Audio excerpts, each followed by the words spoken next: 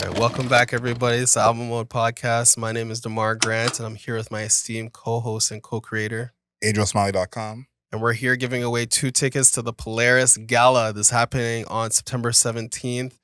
It's the Polaris Gala where it's happening at Massey Hall. Okay, it's going to be a fun time. We're going to have people performing, so it's going to be a little bit of a rave, a little bit of a party while we're giving this away. It's going to have DJ SB, Toby, Bambi, Jeremy Dutcher, and it'll even performance by Charlotte Cardin. One and only. Okay, so we're giving these away. It's 2 tickets. Adriel, how are we going to determine who actually gets the tickets? So what you got to do is go in the comments. Let us know your favorite Canadian album of the year. Canadian albums, a bunch came out this year. Let us know your favorite one. We'll be announcing the winners at the end of next week. Right, and this is for the Canadians only, okay? I need Canada to show up and talk about this. Also, I just want to hear what the best Canadian album is. We usually talk about the best album of the year, but I want to hear best Canadian album. So thank you, everybody, for tuning in. Make sure you drop your comments, because I want to see them, and we're giving the tickets away. Can't wait to hear from you.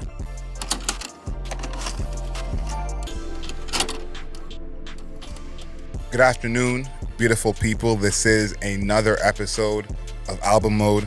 We review a new album every single week. We look at the lyrics, the production, the overall aesthetic of the album, and how that album fits into the context of that artist's career. For everyone watching on YouTube, hit that like button, share this video with your favorite people, and leave us a comment. Let us know how wrong we always are. My name is Adriel Smiley, a.k.a. AdrielSmiley.com, a.k.a. Adriel Smiley Official, a.k.a. The Godfather, and we're here with His Royal Highness, a.k.a. The Bunny, a.k.a. The Munch, King Grant. Welcome back, people. We're back with Post Malone. I think it's our second or third review of Post Malone's music. F-1 Trillion. I do like that. I do like that name. Okay. I like the title name. Sorry, positive. I think that Post Malone is an artist 8 years deep in his career now. I think we kind of like forget that. He's a veteran, seasoned vet, right? His earliest work was August 26th, which was in 2016. Mm-hmm. This was around the White Iverson days. And he is now in a space where he's traversed from hip-hop. Then it was like hip-hop pop adjacent. And then it was just pop. And then it was like pop country. And now we're in the country pop era, I think, of Post Malone, where the dude is literally tattooed from head to toe. I don't think there's a single inch of his body that doesn't have ink on it anymore. Mm-hmm. And this is where we are. So F-1 Trillion. I'm in here. We're finally talking about Post Malone and this album. Tell me how you felt going into this, Adriel. I was actually more excited for this album than the last one. Really? I'm stunned by that. 12 Karat Toothache and Austin. Back to back, those were not good. I didn't like either of those, really. Okay. And, Hollywood's Bleeding was kind of the start of him, I guess, heading in a direction I wasn't loving. Mm-hmm. It was still hip-hop adjacent, but he was years away from his albums that I really liked. So seeing that he had more of this country sound, I was into it. I said, okay, let's see where this goes. Now, I didn't know the whole album would be country the way this is. But I was more interested in him doing that than 12 Karat Toothache. So I was pretty excited. I want to go back in time for a second because this is our third Post Malone review. Yeah. Technically our fourth because we talked about the Diamond Collection on an episode of Soundbites. Yeah. Him flexing that, he has all these Diamond songs. Which that's massive as crazy. An artist. Yeah, no, it's crazy that he still does.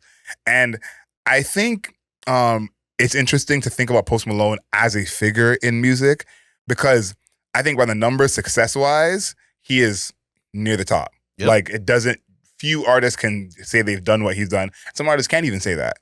But I think in terms of fame and notoriety, there are people like Billie Eilish, The Weeknd, Drake, who are more famous than Post Malone. Mm-hmm. So I also find it interesting where he's not as famous as those other people, but in terms of success of his music, he's basically unmatched. Yeah. We reviewed Austin last year, basically about exactly a year ago, August 2023. Do you remember the rating that you gave it? I want to say I gave it a 4. I think it was a 4. You gave it a 5. Okay. I gave it a 4.5. Obviously, we were not fans. 5 is average, mediocre. Yeah. And then 12 Karat Toothache. Do you remember what you gave that one? That's June of 2022. I think I might have given that one a 5 as well. You gave that a 3.5. Okay. I gave that a 5. So he's been sliding down the scale for a little bit. Is what I wanted to show, and I that's why I felt optimistic, because yes, he's not coming from a high place to start with his last 2 projects, but I thought that he could be better. Yeah, I do think that. Well, if we go further back, when we're talking about Beer Bongs and Bentley, sorry, and Stoney, I fucking love those albums, especially Stoney. And August 26th, the mixtape, which is not on streaming. I love that mixtape. Okay, like when I say love it, I mean like I was playing this album and I was like, fuck it, man, let's just play August 26th instead. And it was also interesting to me when I did that. I actually came back and I realized there's this song called "Oh God" by Post Malone that is a country song. And I think when he was first like releasing this music, it was kind of just like I don't want to say a throwaway, but it was like an oddity amongst all of the other hip hop related things that he was doing. And that song, that like it was almost like hellish, atmosphere that was reinforced in it. He's literally shouting like, "Oh God," but in like an anguish and pained way. To listen to that song and then like go to this album kind of was like instructive to me on how like diluted his like idea of country music had become. Because from "Oh God," for it to be like so pain and it was anguish and it was just him alone, one man by himself, and to make that a fully fleshed out song, like all this pain, all this emotion and stuff like that, to get to now we're at 51 trillion, F-1 trillion, sorry. And literally, I want to say 80% or 90% of the songs has somebody else featured on the work. Yeah. And we're getting to a point where the production is just, it's become like, I don't know, like water. Like, it's just like the most like generic, regular, average stuff that I'm starting to hear was like really odd to me. Because you would think at the beginning of somebody's career, especially when you're going from different genres, you're kind of attacking like the surface level of each genre if you're gonna be moving through genres like that. Yeah, genre bending. But he had a much stronger grip of what good country music sounded like and what interesting country music sounded like at the very beginning versus what it does now. So. I agree with you. I actually like this poppy country sound from him. I think that it almost feels like a throwback of this being almost like a popular sound in pop music again. And I actually don't hate it. I think pop music has gone through so many different versions of what's hot that I'm like, it could be way worse. Like when LMFAO was the pop sound, like, every day I'll shuffle it. Yeah, it could be way worse. So I'm actually not mad at it. But what this project reminds me of is when Ed Sheeran did a collaborations project in 2011, number 5's collaborations project. Yeah. That's what it feels like to me. Like once I saw all the features on basically every single song, I said, this is what he's doing. This is kind of the whole point of the record.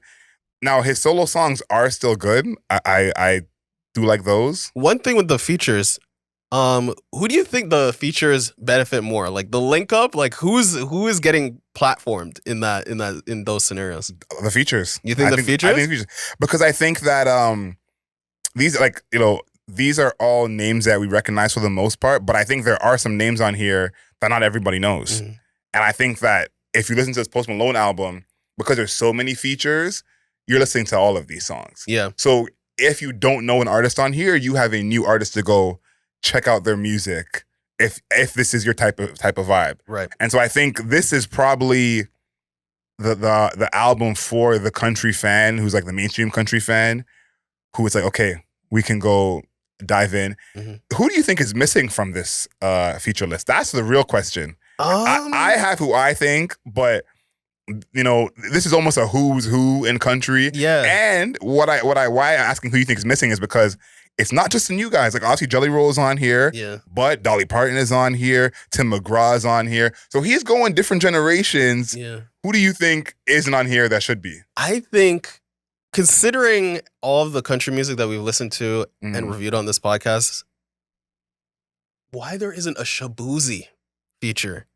That would be a little frisky because you're seeing like these two people kind of wading in these like very, I would say, murky waters of like, is it pop music? Is it country music? Is it hip hop influence? Right. Shaboozey is a modern version of that right now. Post Malone has existed in that space his entire career. That would be an interesting combo because who's carrying the torch on that song?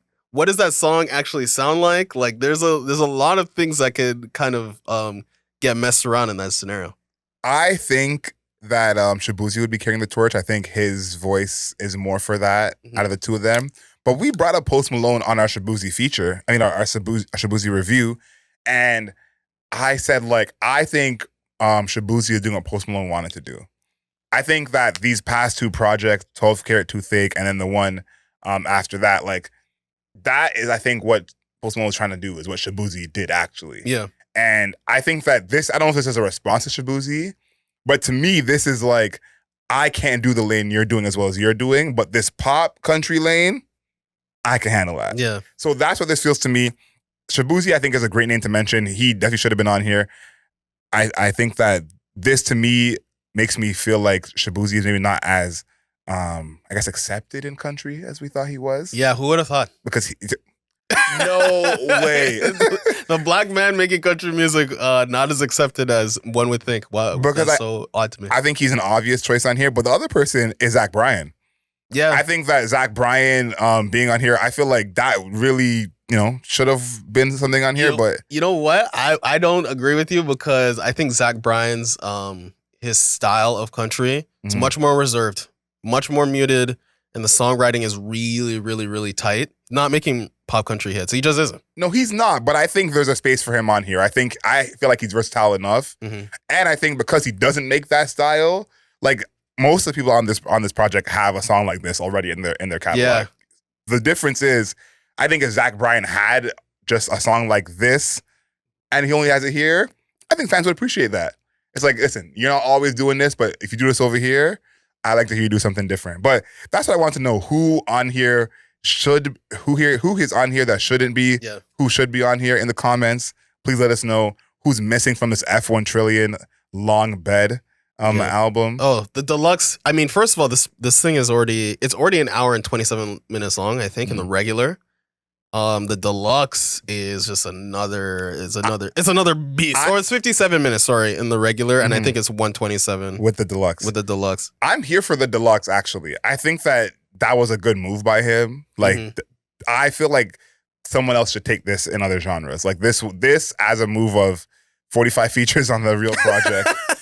Then you got the deluxe where it's 9 songs of just you. Like, I'm not gonna name names, but there's a few artists you'd like to hear do something like this. So I'm not actually mad at him for doing the deluxe this way, because you can choose the one or you can choose both. Is there a kind of a song production-wise that stands out to you? Because to me, this album is pretty homogenous. I think a lot of these songs are much better as individual tracks, which is why I said I kind of like all the features. Because again, if you're a Morgan Wallen fan, you've probably heard I Had Some Help 45 times already today. But these are probably fans, listeners that might not be Post Malone fans. Right. And so you're like, okay, I want to hear the Brad Paisley song because I like his particular tone, or I want to hear the Lainey Wilson song. So is there a song production-wise that stands out? Because to me, it's a lot of the same. Yeah, I think that's my primary issue with this album, where it's very pop country in like a way that is... it's pop country, but it's also very established pop country. Like pop country is probably like the most well-trodden form of music in North America.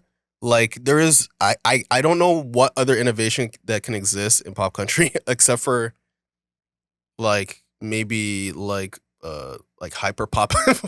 Not even like, yeah, maybe like, because pop country has decades on hyper pop. Yeah, so I'm like, I don't really know what can be added at this point. Maybe if you add the hip hop influences, maybe, but then you're already thinking like Florida Georgia Line already did shit like that. Yeah, yeah. Right. So yes, guys, I know who Florida Georgia Line is. Unfortunately, I do.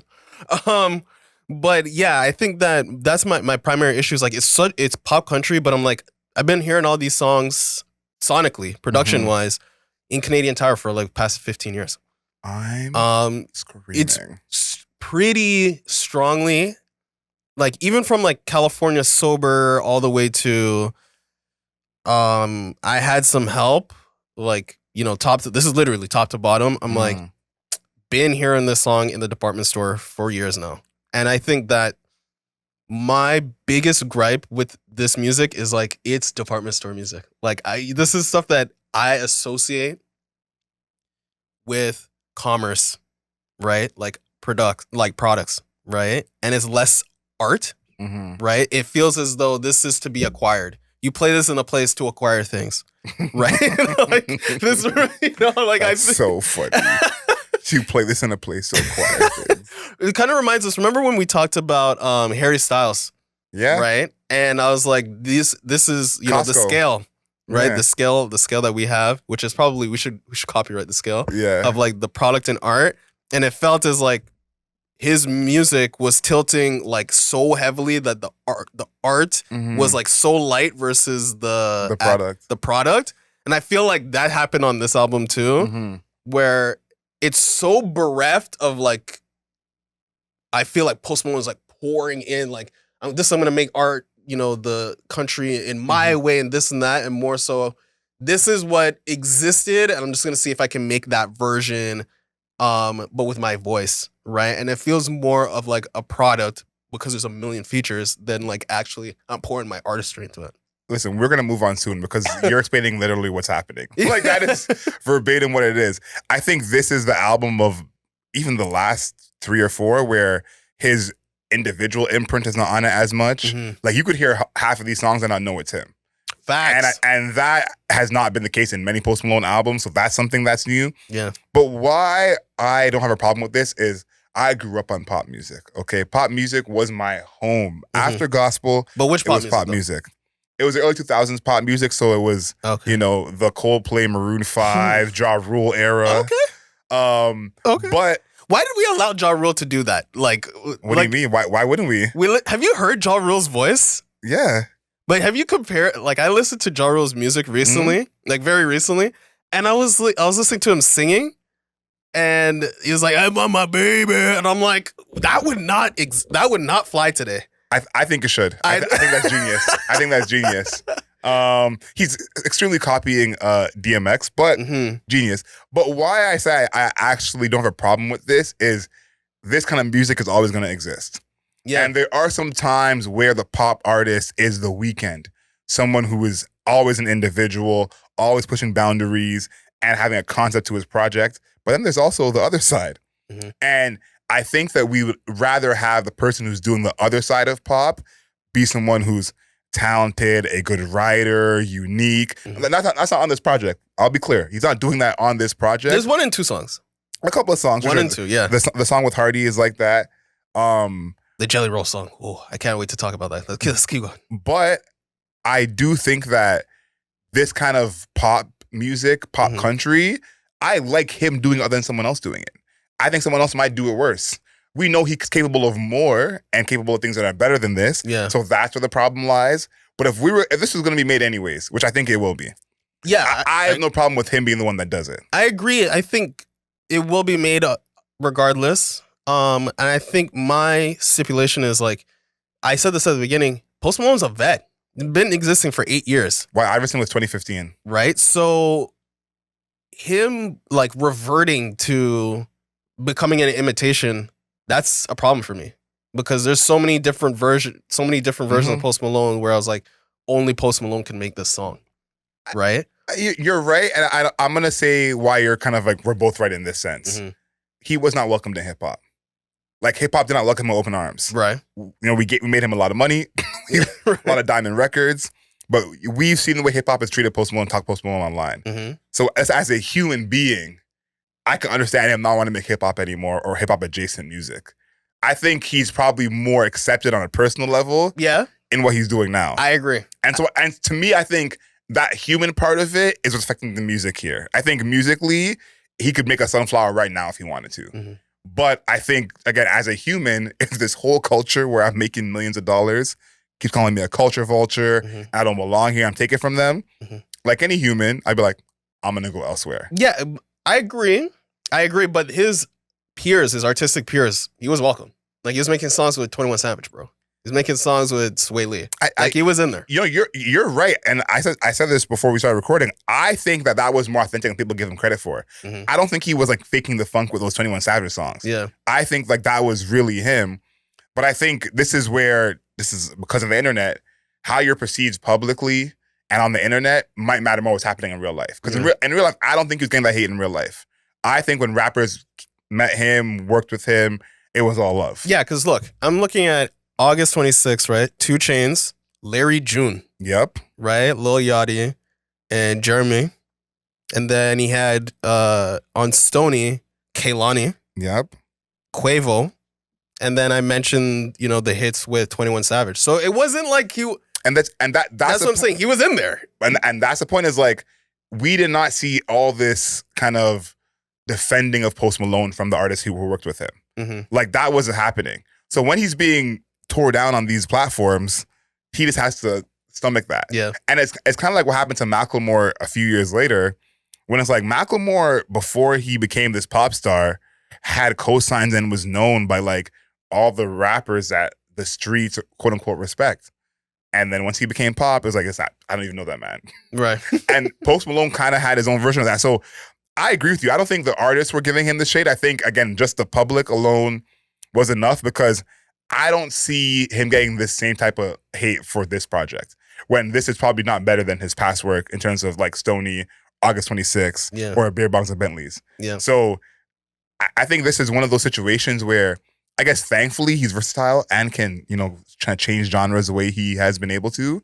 But this is interesting. We don't have this a lot of times on the podcast, but where real life is really impacting the music in terms of the genre the person's even doing. Yeah, that's true. I think that, I think it's a little bit of a shame, because I think it wasn't like the art, like it wasn't like his music sucked. Like, I don't think anybody thought his very music, good. Yeah, nobody. I don't think there was a single person that was like, Post Malone's music is trash. Like, you talked about going back to August 26th, because that's when I got in Post Malone as well.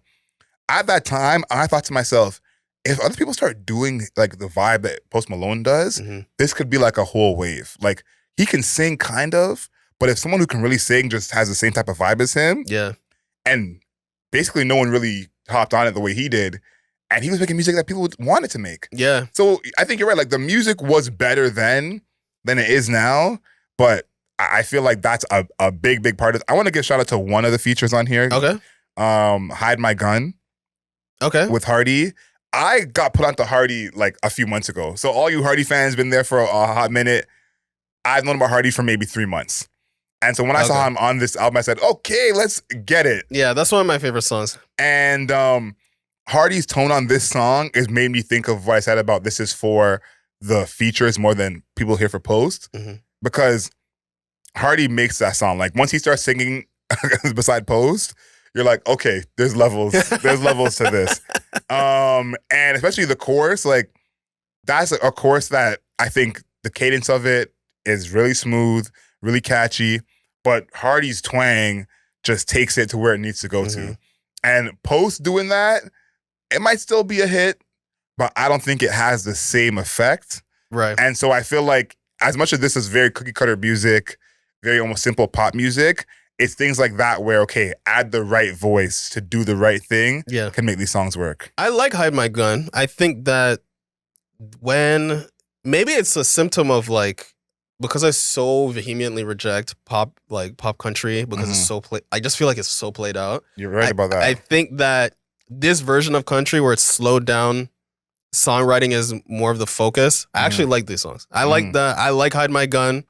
And I think that's why I really like Luke Bryan, is because I'm like, cut the bullshit. Give me the actual lyrics. And I think that that's good too. I think that Post Malone's singing, like his vibrato, which is kind of, it's novel in hip hop and like kind of like pop space. It really works in a song like Hide My Gun. And it works in just like country music overall because people actually do use that version of like that vibrato, like that gargling like the words. So I think that it works better. I think his singing works a lot in country music. Like I think it works. That's the thing. I think his singing works in country music. It works in every genre. He's been able to figure out how to transition it to every genre. I just think that, you know, the other songs where it's like, you know, we're trying to like, it's like almost like not like a party track, but it's kind of like a fun track in country. I'm like, yo, people have been making this for forever. So Hide My Gun is really good. I think that Losers with Jelly Roll is my favorite song by Post Malone in probably like 6 years. Okay, like a long time. I'm surprised by that. I think that I like it better. I don't really like Sunflower, guys. I hate to break it to people. I hate to break it to everybody. But I think that Losers is really good because I think that it's one of those songs. I think that one of the things that's really good about country is that futility, being pathetic, being sad sounds really fucking good in country music, you know? And I think the idea, or even self-loathing, like loathing is really good in country music. And I think that the song like Losers is really good where it's slowed down, reduced pace, but it's really focusing on Post Malone's singing and just like the lyrics overall. So they're talking. I want to give you the hook. Yeah, it's like, yeah, this one's for the losers, the outcasts and the sinners. They ain't never been no winners. Let's hear it for the losers. It got nowhere to fit in. There's a place you can always get in. You might be lonely, but you're never alone. You're right here where you're supposed to be, right here with all the losers. The ones like you, the ones like me, my therapist is, and then the therapist is good bartenders, and we're going to the next verse. I think that self-loathing, that just like, you know, almost like basically something like it's like a loathing. Self-loathing is self-depreciation. I think sounds really good. I think it also relates to Post Malone, who is I don't know if people have noticed, but this guy, he's borderline alcoholic right now. He is though. Right now, you're saying? He is. Can you confirm that? Bro is literally drinking alcohol 24/7. That is what an alcoholic is like. I obviously believe you, but the way you said right now was as if you just saw something. No, but if you see him on any stage, anything he does, he's drinking, right? And you'll even see him in his studio, like literally anything he does. Doesn't he have a Bud partnership? Like, yeah, he's serious. Yeah, and even in the lyric video for this song, there's a Bud Light in the video. Yep. So I think that this song is just really good. I think that Jelly Roll's like addition to it, what he adds to it vocally is also very solid. This is the best song on the album. And I'll say that pretty firmly. I think pretty firmly this is the best song on the album. I like that song a lot, so I'm not even going to contest that. That's it for me for production. I actually don't have any lyrics as well, so if you have more lyrics, you can get to them, because I think this is the project where what he's saying really does not really matter. I think that the songwriting in terms of structure and cohesiveness is actually really tight on a lot of these songs. Yeah. But what he's saying feels very inconsequential. Yeah, it's really cliche. Yes. There's not a single thing that, well, unless it's Losers. Or Mexico. Mexico's really good. Yeah, Mexico. Mexico's a fun track. That is the only song that I like that is like this upbeat pop country where, because I think the songwriting is good. Right? Where he's talking about, here, I'll give you one of the lyrics that I thought, it's funny. Which I think Post Malone is not really making fun. He doesn't really make funny music. Which I'm surprised by. He seems like a funny guy. Yeah, he's a funny person. Like, he's a funny person. If you've seen the way he interacts with people in his interviews, he's funny. But I think that most of the songs that he does are not funny at all. But here's this is like literally the top. I was hanging around Brooklyn town with a settle down type girl. Her daddy was a diplomat who thought he ruled the world, and he was well connected. He helped me connect the dots. He paid me off to leave. That's just the way he paid a lot. Let's just say he paid a lot. I guess it's MIXICO for me, laid up in the shade of a coconut tree. And love said, go to hell, but there's somewhere I'd rather be. So it's MEXICO for me, right? Oh, and then he also says, so I took her daddy's money, but I stopped in Vegas first and I met a dancer. And then he goes on to another story. So I think the songwriting in that is good. Mm-hmm. I think it's funny. Again, I think it's funny. And I think that spelling out Mexico actually, for whatever reason, it has like it basically, obviously, because it's letters, so it changes the rhyme and it actually makes it like a unique way to actually include Mexico in lyrics. So that is probably that and Losers. Those are my favorite songs. Those are my two favorite songs from this project. Everything else, when it comes to the lyrics, it's very cliche, like super cliche. Talking about, cars, trucks, and stuff like that, but not in a interesting way. Like I've heard it in other albums. So that's where it comes to lyrics for me. Yeah, the last thing I want to talk about before we talk about what this means for his career is what Don't Belong to Me. I like that song. That's the first song on here that's actually not a feature. And he makes this kind of attempt at having a little twang himself. Excuse me. The tempo of this song, I think is it feels like a little bit off. Like it's like upbeat, but not upbeat enough for you to actually move to. Mm-hmm. So it's like, okay, it's just not as slow as the other songs. But I like him putting this in the middle because I think the sequencing of this project could have been all over the place considering there's so many features. Right. It is very homogenous, so it's like, how can you mess this up? But I think he did a good job of mixing in songs where it's just him or he's more featured and the songs where there's other voices more featured, because there is a point in this project where he kind of almost blends into the background. Yeah, I think on every song that is featured, he's featured with somebody else, he does, first of all, his song structure in every song is like the same. Mm-hmm. Post Malone feature, hook, then it's the guest verse, then maybe it's a hook with both of them, or just Post Malone, maybe another verse, it's over. Right? And that's pretty much how, when you have like 18 songs of this, it becomes really transparent what you're trying to do. You see it over and over. Yeah, but I also think when those features come in, they take over completely. I mean, that song like Have the Heart with Dolly Parton is just a Dolly Parton song. He just happens to he's just hanging out he's just hanging out to be part of it. That was when I was like, did Dolly already have this? Like, yeah, she already had this cut. He's like, you can jump on this. We can put it on your album. I have literally 15,000 songs in my catalog, so I don't need this one. So you can have it. So that's how I felt about when it came to the features. I'm like, cool, like everybody's in here, but I'm like, everybody is in here because it's kind of like their stage. You just happen to be playing the piano in the background. 100%. I think for his career, this is a big win. Like, I think this is a big win for this. To me, is the best album he's put out in the past 3. Like, I think that's pretty clear. Wow. And I do think that all these features, like, this is gonna be like such a big plug for him, because I don't know that country fans were hip to Post Malone like that.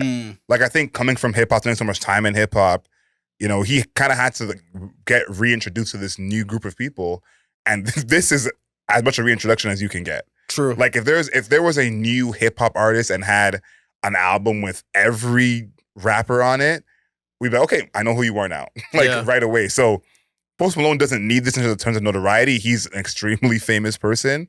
But I think in terms of two country fans and musically, like, he just gave country fans a whole album full of music to listen to, and again, I think what country has become, pop country, especially for us in terms of that, like, department store music, that's that Walmart music. If you catch yourself in the wrong aisle for too long, this is what's playing up above you. Yeah. I think there's a group of people that this is like their shit. Like, when I listen to this album, I'm like, there's a group of people, this is like all karaoke for them. Like, they would do that's true. They would do all these songs at karaoke. And so I think for him to have that, like, in his first, I guess, true entrance into this genre in this way is a huge, huge win. And to get all these big features, a huge, huge win. And then as well, the deluxe, the part 2. I usually don't like a deluxe at all, but when you have, again, 18 songs basically where you're not the featured artist on it, and then you give us 9 where it's like, oh, he can still do this. You prove to some people, okay, you are credible artistically in this space, and you're respected in this space by the legends who are already in this space. So for me, this is a huge win for him. Yeah, I think for him commercially, it's a big win for everything that you talked about. I mean, one of the things that he could have faced was the scenario where he is actually making country music, but because he didn't originate there, then it doesn't get played, and then people are like, "Oh, it's not real country." Blah, blah, blah, blah, blah, blah, blah. Yeah. Right. But since he is standing next to Luke Bryan, Blake Shelton, Morgan Wallen, Dolly Parton, certified, right? Because they basically, like, if it's on like a printing press or like it's on like a rolling bell, it's like each of them, like, they stamp a song and be like, yes, this is country. Yes, this is country. Yes, this is country. And that's what it's going to be good for him commercially, because then they'll actually play on the radio, because this is a radio album. Yeah. Right? But artistically, this is the most artistically bereft his music has ever been, I think. I think that his, like, songs being Post Malone songs are like, there's like 2 of them. Yeah, on that's barely on here. Right? And any song that he's featured with somebody else, it's more their song that he happens to be the lead. You know, like when Drake used to feature on people's work and he did the lead verse, and people were just like, oh yeah, it's a Drake song with whoever the fuck is actually featured on it. That's kind of how it is, but because he doesn't have like an established sound in country, it's just like he's kind of like, I don't know, like the wallpaper in the house that the other artists live in. Yeah. But I think he needed this. Like, Chemical was his big hit from the Austin album, but I don't think he's had like hits outside of hip hop in the same way since he stepped away from hip hop. Yeah. And I think, I Had Some Help is already that, like, over half a billion streams on Spotify already. So to me, I think this is really him coming back to the hits, back to the commercial success. Radio hits though. Radio hits, but still hits, because he always had radio hits.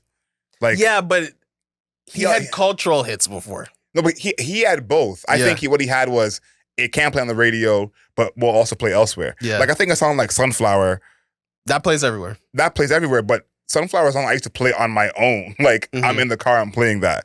Most radio hits are not, they can live in both places. So him having that was huge. I think the last thing in terms of how this affects his career is he's that artist who's in a space where his set list is done. Like, there's a lot of acts where it's like their set list is done. They've released 3 albums since then, but their set list is basically a certain part of their career.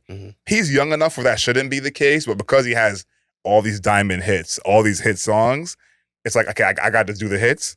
He now has some extra songs to put into that set.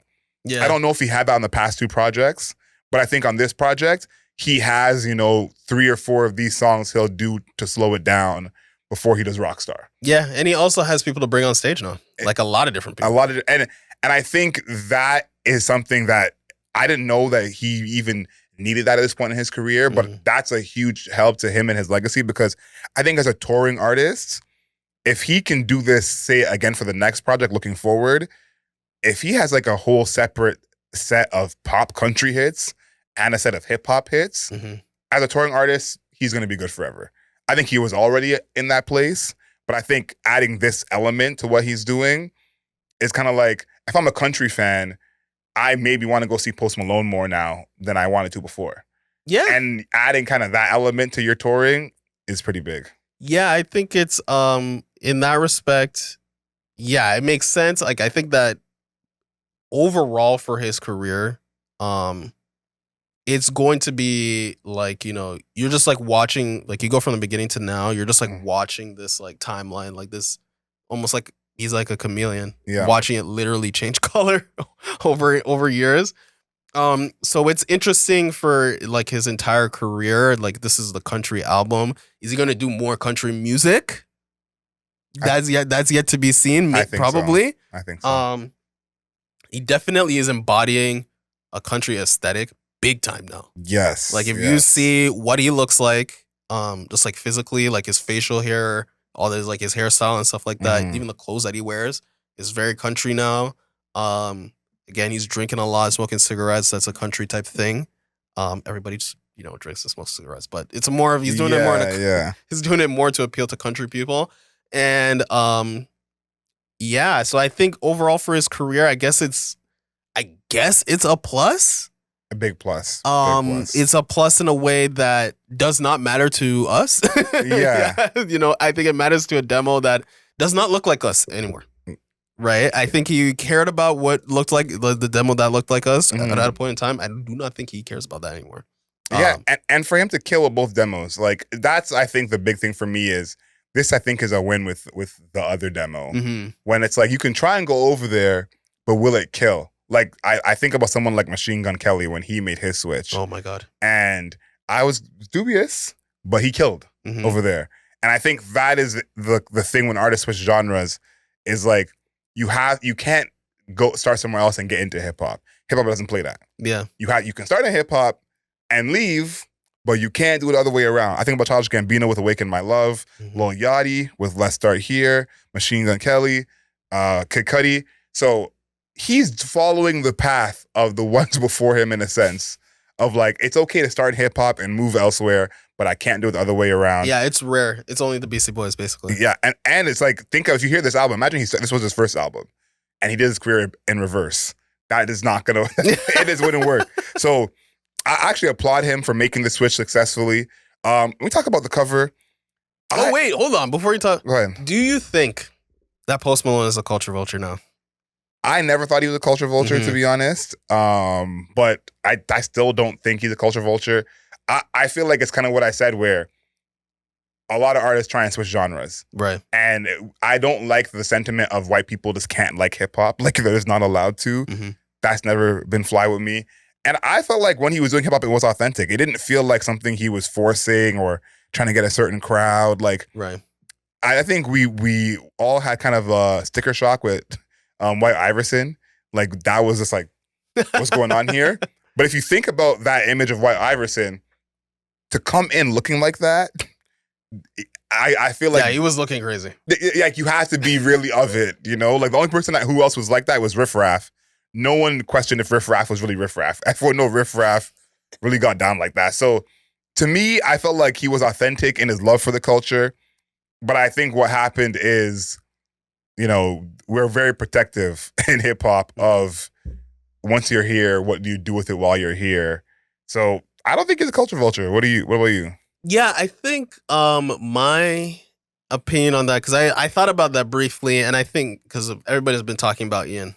Right. And I was like, okay, there's other white people that exist in the culture. Post Malone it's weird to me because the first 3 albums, he wasn't directly like a super like hardcore rapper or anything like that, right? He was very much just like, you know, like hip hop artist. Yes. Right. Yes. And I think that he was always a genre bender. But he kind of like started to bend and stretch away from hip hop. And to me, when it came to all of the people that he worked with, he was certified. Like I mentioned, it was I mentioned at the top, it was like 21 Savage, 2 Chainz, people like Kalani. Roddy Ricch on his first tour. Right. Exactly. So it wasn't like he was just like, you know, he just like came in, tried to carbon copy somebody and then dip. He came in, he was doing something kind of unique.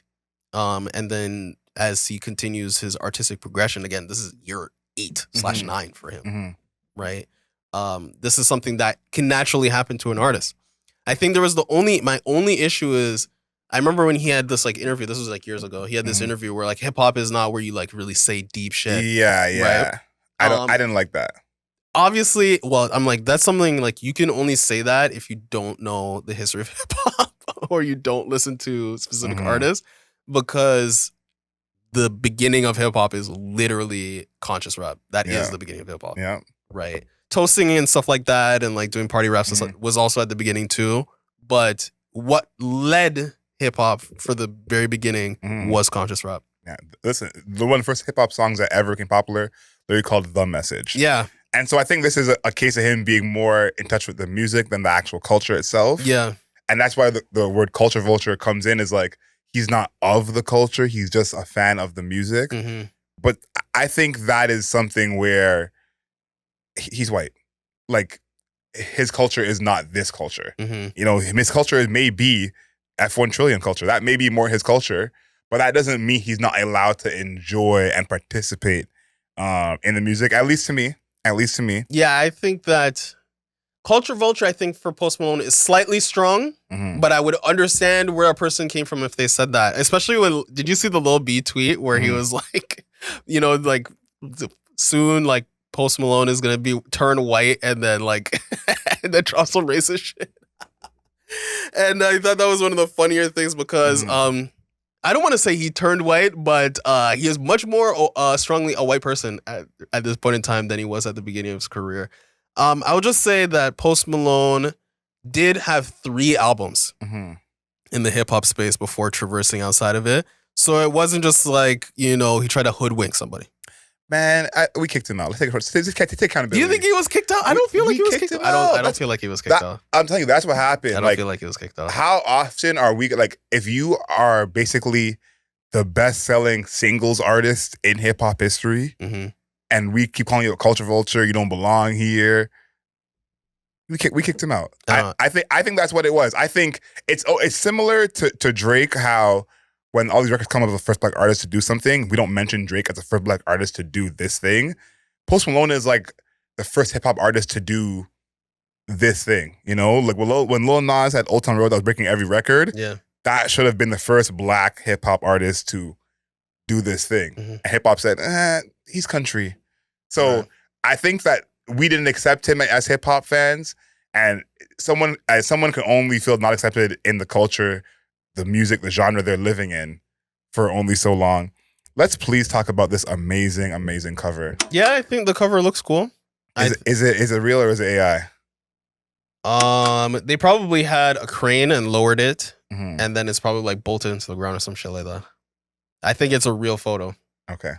You don't think it's a real photo? No, it could be.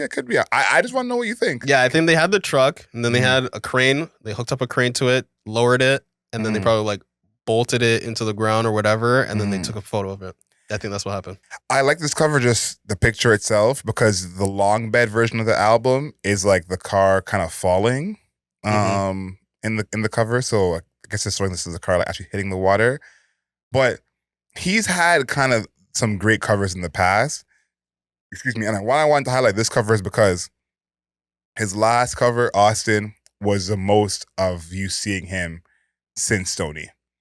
And for him to make this switch without showing his face, I thought was a brilliant, brilliant move.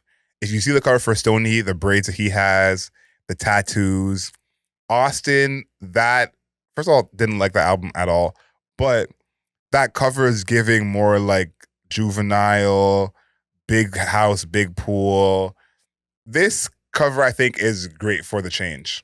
So I think that there's a bit of cohesiveness in terms of making that change, in terms of moving genres. Yeah. And the cover matches that. Yeah, I do. And I think it also fits the title, F-1 Trillion.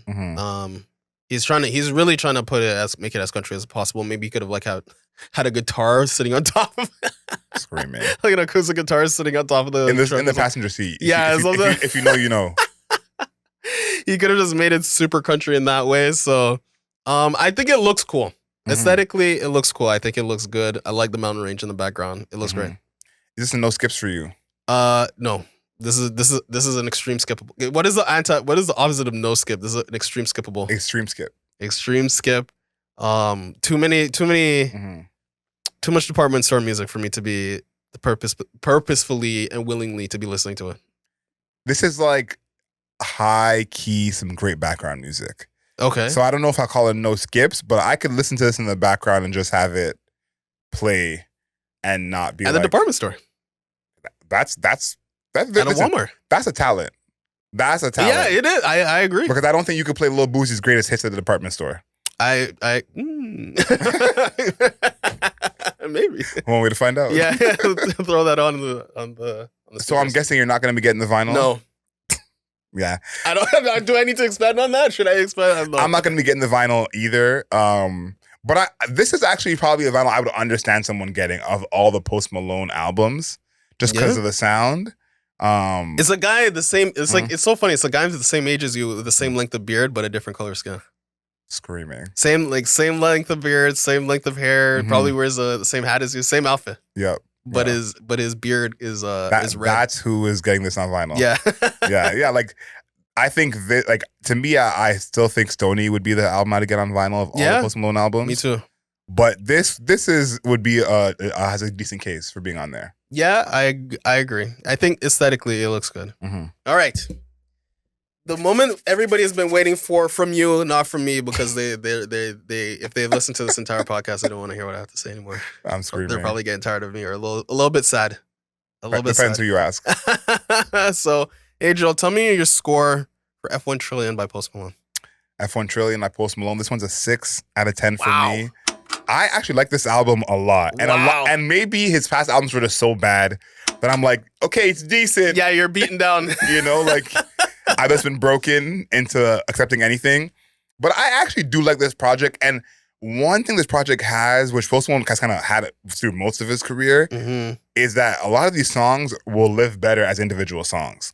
I agree. I think as a full project and definitely as an active critical listen, you feel like you've heard the same song over and over again. Like that is not to be played with. But on their own, like if someone says, send me a song from the album, you send it to them, they're good. Oh, this might be good. Yeah. So I like this album.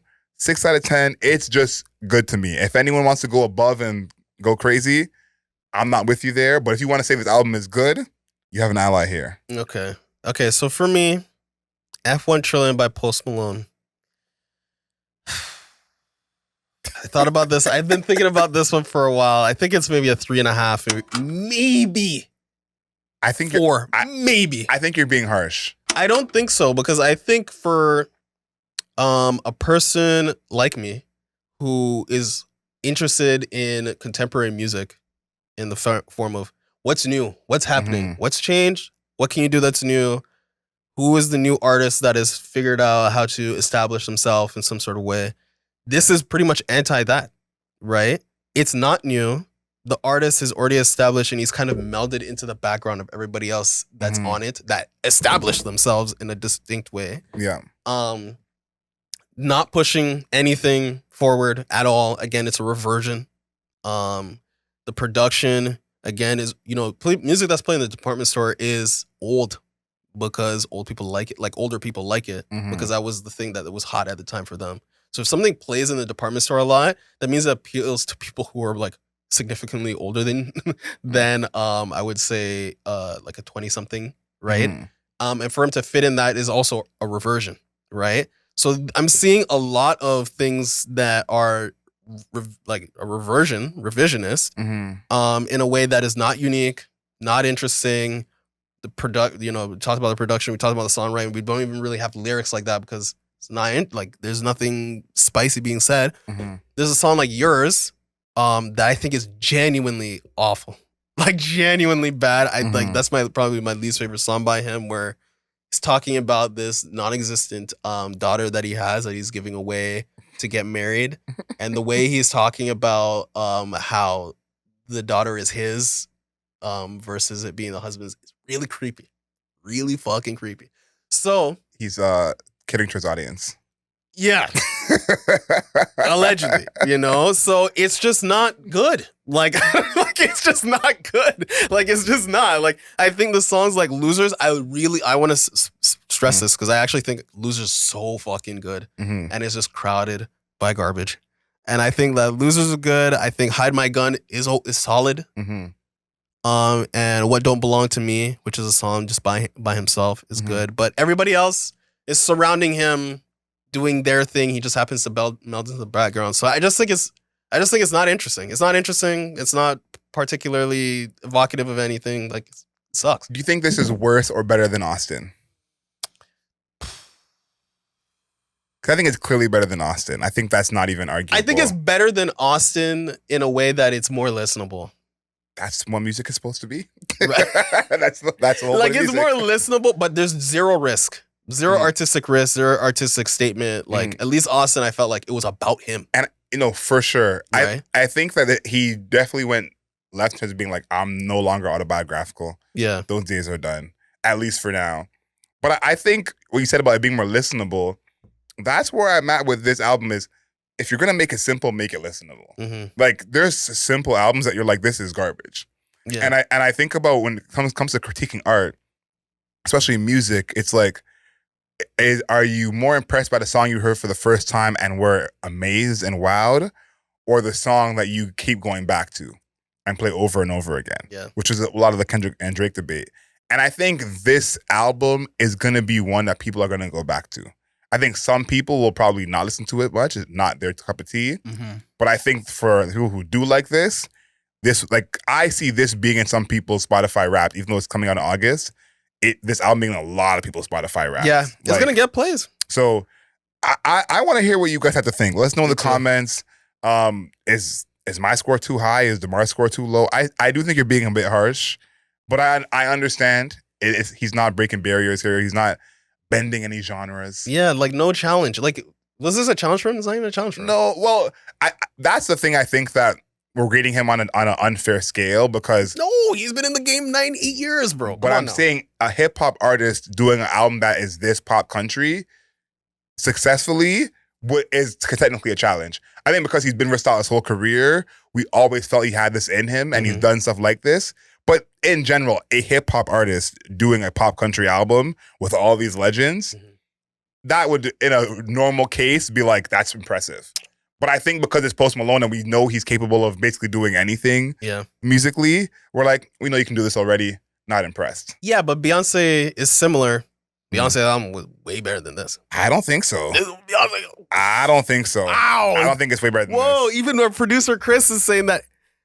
In the comments, I want to hear in the comments whether or not people think this album, F-1 Trillion or Beyonce's Cowboy Carter, was better. The Beyonce fans are more rampant. Okay, that's not fair. The Beyonce fans are more rampant. They're gonna speak up. No, but I don't think the Beyonce. I think the Beyonce album is better. Yeah, but I don't think it's much better. I think I might have gave that a 6.2. Like they're to me in the same ballpark. Like, but it was also, I felt like Beyonce was actually trying to do interesting things. No, she definitely tried to do interesting things. Yeah. But I think the music and the listenability of like, am I gonna play this over and over again?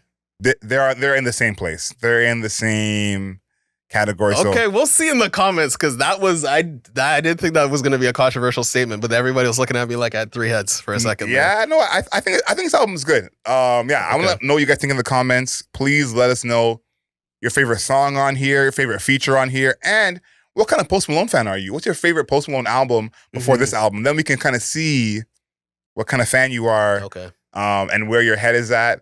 Find us on Instagram at Album Mode Pod, on Twitter at Album Mode Pod, on TikTok at Album Mode Pod, on all your podcast platforms.